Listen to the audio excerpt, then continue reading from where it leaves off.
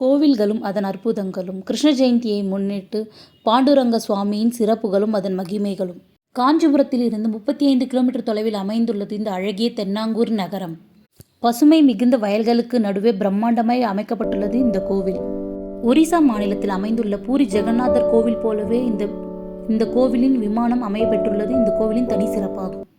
இந்த கோவிலின் மூலவராக ரகுராமாயி சமேத பாண்டவர் 12 அடியில் காட்சி தருகின்றார். இந்த கோவிலில் பாண்டுரங்க சுவாமிகள் ஒவ்வொரு நாளிலும் ஒவ்வொரு அலங்காரத்தில் பக்தர்களுக்கு காட்சி தருகின்றார். தமிழ் புத்தாண்டு அன்று 10,008 கனிகளுடன் குருவாயூரப்பனாக காட்சி தருகின்றார். கண்ணன் அவதரித்த கோகுலாஷ்டமி அன்று அவர் கோபாலகிருஷ்ணனாக அனைவருக்கும் காட்சி தருகின்றார். பின்னர் ஒவ்வொரு நாளிலும் பின்னை மர கண்ணன், கோவர்தன கிரிதாரி கண்ணன், காளிங்க நர்த்தன கண்ணன், சந்தன காப்பு, வெண்ணெய் காப்பு ஆகிய 7 நாட்களிலும் 7 அலங்காரத்தில் காட்சி தருகின்றார்.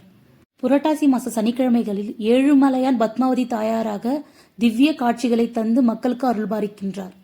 பிரதி ஞாயிற்றுக்கிழமை துவாரகை கண்ணனாக அனைவருக்கும் அருள்பாலிக்கின்றார். நின்ற கோலத்தில் இருக்கும் இந்த கண்ணன் வைகுண்ட ஏகாதேசி அன்று சயன கோலத்தில் அனைவருக்கும் காட்சி தருகின்றார்.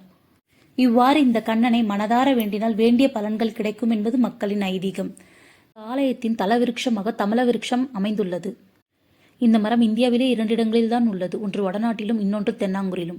இந்த மரத்தை சுற்றி வந்து பாண்டுரங்கனை தரிசித்து வழிபட்டால் குழந்தை பாக்கியம், திருமண தடை, வியாபார யுக்தி வளர்ச்சி மற்றும் குழந்தைகளின் கல்வி அனைத்திலும் சிறந்து மேம்பட்டு விளங்குவார்கள் என்பது ஐதீகம்.